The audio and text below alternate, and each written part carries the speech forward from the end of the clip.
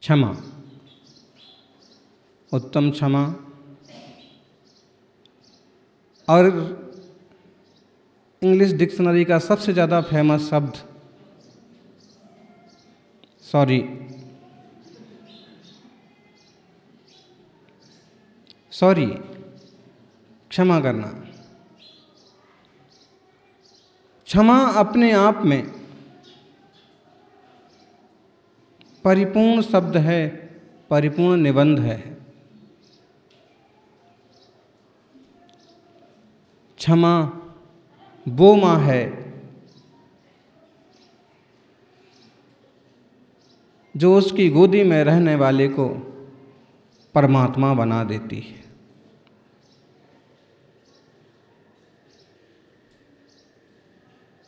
क्षमा आत्मा का स्वभाव है, जीव का स्वभाव है। और उत्तम क्षमा का मतलब है सम्यक दर्शन पूर्वक, भेद विज्ञान पूर्वक, स्वरूप की समझ पूर्वक होने वाली क्षमा। पर्युषण का पर्व है।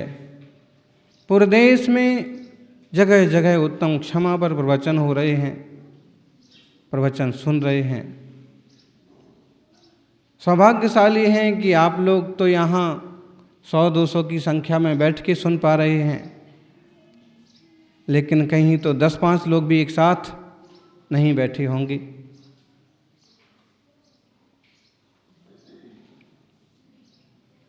लेकिन इलेक्ट्रॉनिक सिस्टम ऑनलाइन दूर दूर तक प्रवचन सुने जाते हैं और दूर के दर्शन बहुत करीब से हो जाते हैं।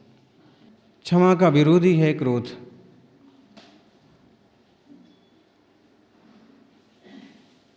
क्रोध आदमी को सहज रूप से ही आ जाता है।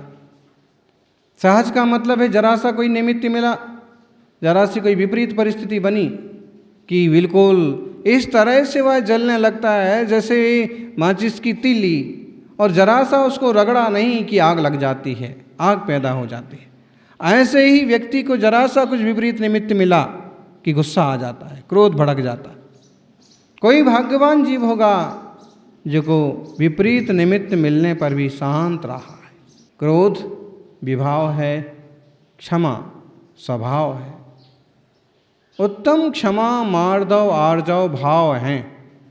ये स्वभाव हैं, स्वाभाविक गुण हैं, आत्मा के अपने निजी गुण हैं।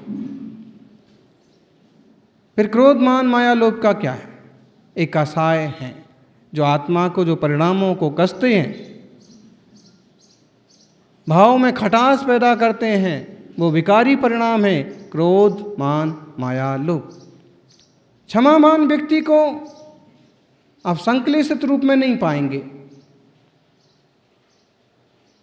और क्रोधी को आप विशुद्धि रूप में नहीं पाएंगे।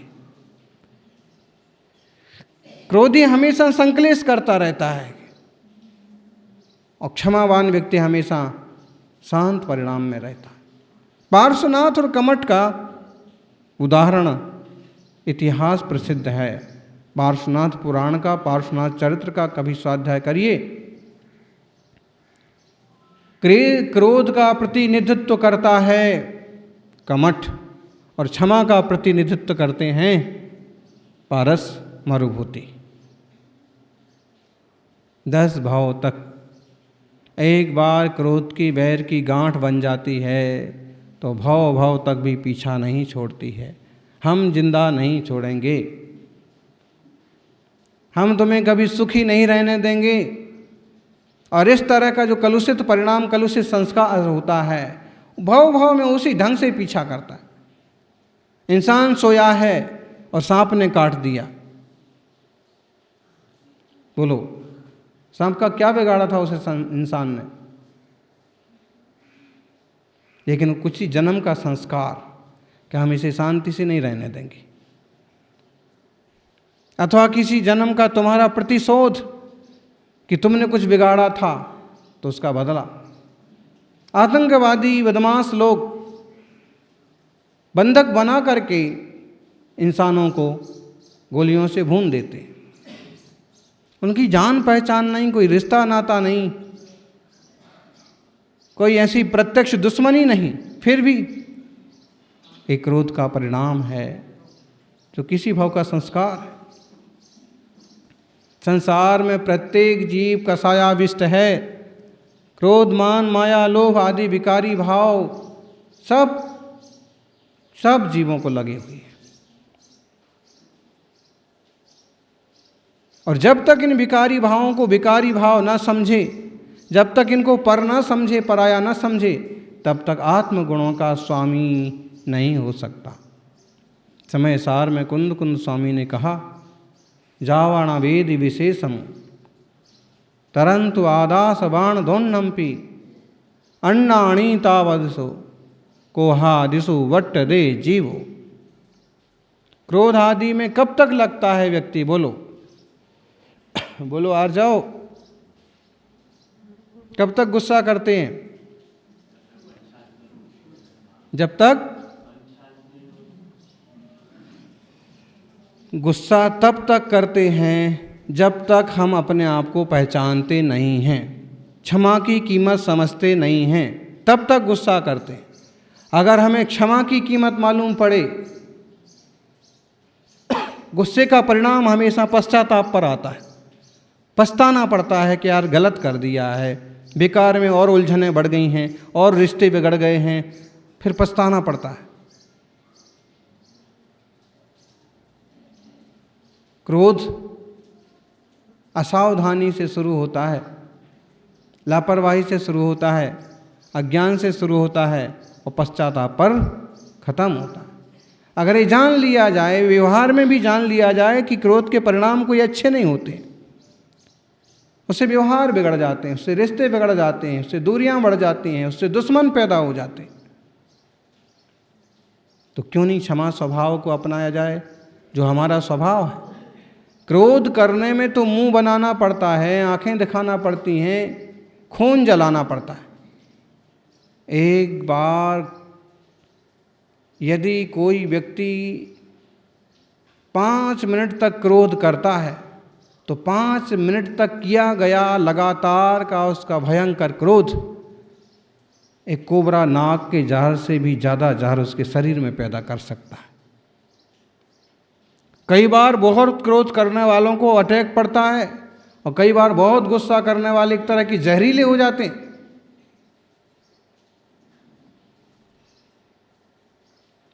क्रोध जहर है, क्षमा अमृत है। अमृत का प्याला पीना है कि जहर का? फिर क्यों उबलते रहना, फिर क्यों गुस्सा करते रहना, फिर क्यों प्रतिशोध का ही सोचते रहना। पारस ने क्षमा का आश्रय किया, अमृत पिया, अमर हो गए, मोक्ष चले गए। कमठ ने क्रोध किया, प्रतिशोध लिया, निरंतर संसार में भी दुख पाए और आज भी दुखी। अबनिस उत्तम क्षमा के दिन कम से कम एक दिन हैं, कुछ लोग होते हैं कि आज उत्तम क्षमा का दिन है इसलिए आज अपन क्षमा करते हैं। कभी किसी से तू तड़ाका हो जाए ना, आज के दिन किसी से बातचीत हो जाए चलते फिरते, या घर में कोई चीज़ पर गुस्सा आ जाए तो कोई तो बोल भी देते हैं कि आज उत्तम क्षमा का दिन है, कल देखेंगे तुम्हें। अरे भाई, आज उत्तम क्षमा का दिन है तो कल क्यों देखेंगे? फिर कल भी उत्तम क्षमा मनाओ, परसों भी। वो आत्मा का स्वभाव है, यह एक दिन सिखाने आया है। जैन धर्म के 10 लक्षण, जैन धर्म के पर्यूषण, ये समझो कि वह कॉलेज है, वह विद्यालय है जिसमें पढ़ाई 10 दिन होती है, परीक्षा 355 दिन होती है, 365 दिन होती है।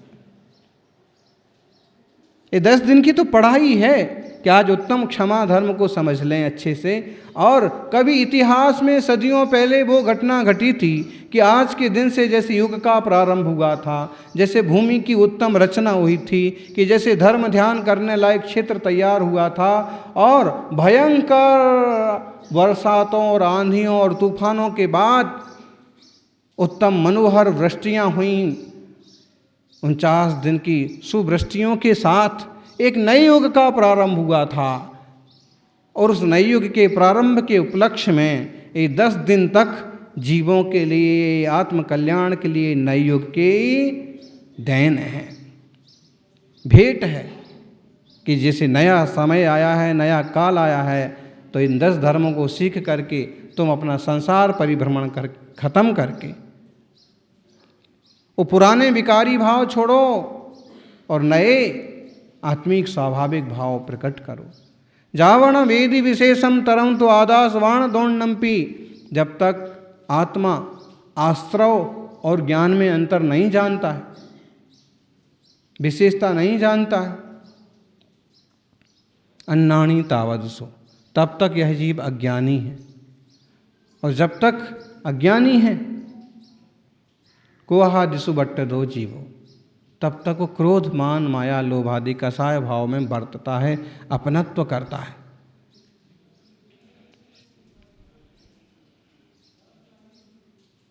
कुछ लोग ऐसे होते हैं कि जो गाली दिए बिना बात ही नहीं करते, हमेशा उनके मुंह पर, उनकी नाक पर गुस्सा ही रखा रहता है।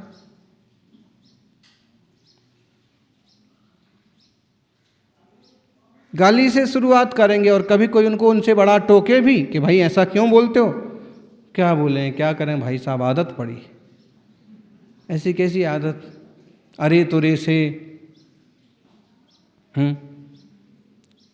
ये मिंडा जी का परिवार है ना, काफ़ी बड़ा परिवार है, पूरा का पूरा परिवार एक जगह बैठा हो और उनमें खूब बातचीत भी चलती है, लेकिन आप 2 फुट दूर बैठ करके भी उनमें क्या बात हो रही है सुन नहीं सकते।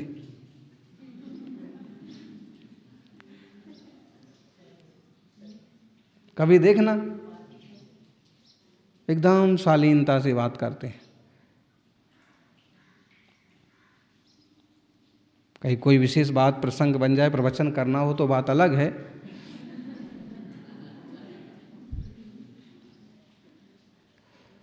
जब शालीनता से शांतता से बात करते हैं ना तो बातें उलझती नहीं हैं, धीरे धीरे विषय समझ में आता है। और जब हम सीधी बात भी गुस्से में कहते हैं, तेज आवाज़ में कहते हैं, तो बातें उलझ जाती हैं। बात सही भी होती है, लेकिन आपने जोर से क्यों बोला।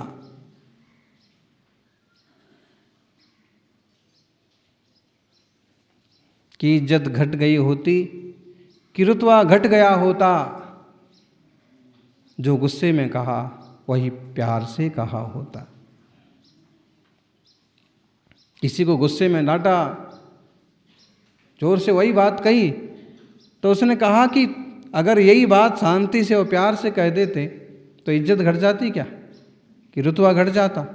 लेकिन कई बार रुतबा दिखाने के लिए हम उस बात को सीधे से कह सकते हैं कि आप वहाँ बैठिए, लेकिन इसी को हम रुतबा के साथ बोलेंगे, वहाँ बैठो, वहाँ क्यों बैठे हो। उसी को कह सकते हैं बहुत अच्छे से, वहाँ क्यों बैठे हैं। लेकिन जब उसके साथ रुतबा जुड़ जाता है, रुतबा मतलब अधिकार का भाव, अभिमान का भाव, तो काम बिगड़ जाता है।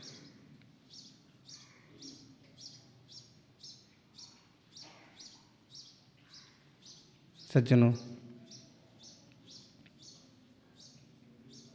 आत्मस्वरूप की समझ बहुत ज़रूरी है। हम खुद ही आत्मा हैं, हम खुद ही चेतना हैं, हम खुद ही चैतन्यमय वस्तु हैं, और हम ही अपने आप को भूले हैं, अपने स्वभाव को भूले।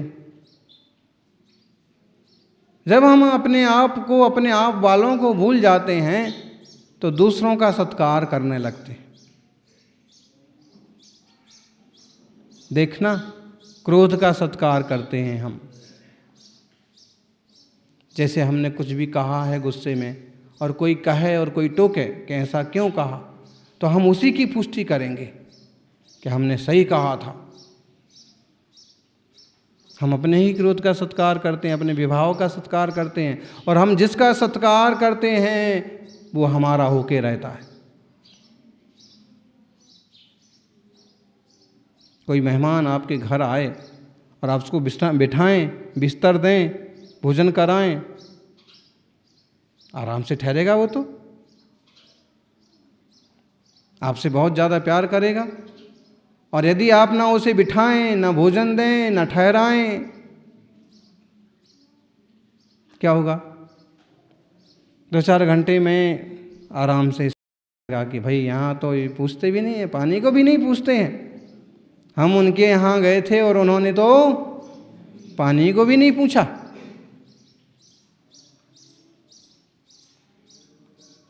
स्वीकार नहीं किया सामने वाले ने, तो उसको हटना पड़ा। ऐसे ही कर्म और कसाय के परिणाम हैं, हम उनको तवज्जो देते हैं तो वैसे भाव होते हैं, अगर हम उनको तवज्जो ना दें तो वैसे दुर्भाव ना हो। सहज शांतता हमारा स्वभाव है, आत्मा का स्वभाव है, हमें वैसी दृष्टि, शांत दृष्टि करना चाहिए। जो जो जीव आज तक सिद्ध हुए हैं उन्होंने इस बात का भेद ज्ञान किया है, अपने आप को अलग रखा और कसने वाले कसायक परिणाम को अलग रखा। बैर भाव से कोई सुखी नहीं हो जाता है। बरसों बरस क्रोध को भजन लादे रह करके कोई सुखी नहीं हो जाता है। उसे एक तरह की टीस, एक तरह का विकल्प, एक तरह का अंकुश हमेशा बना रहता है। जैसे आपकी किसी से नहीं बनती है, किसी से मनमुटाव है, किसी से बैर विरोध है, दिखने को तो आप दूर दूर दिख रहे हैं, है ना, बात नहीं करना उससे, उसका मुंह नहीं देखना है। हम तो तुम्हारा मुंह देखना भी पसंद नहीं करते। कभी कभी ना परिवार में आपस में भी झगड़ा हो जाता है ना, तो जिसका बरसों से मुंह देख रहे हैं और जिसकी मुंह दिखाई में कुछ ना कुछ नेक दस्तूर किया था बरसों पहले, अब कह रहे हैं कि हम तो तुम्हारा मुंह भी नहीं देखना चाहते हैं। तो वो कहती है कि पहले तो मुंह देख के ही तो लाए थे, अब क्यों नहीं मुंह देखना चाहते हो साहब? बोलो। क्योंकि राग होता है तो मुंह देखना है, सब कुछ अपनापन होता है तो सब कुछ अच्छा लगता है, और द्वेष होता है तो सुंदर भी असुंदर मालूम पड़ने लगता है, अपना भी पराया मालूम पड़ने लगता है।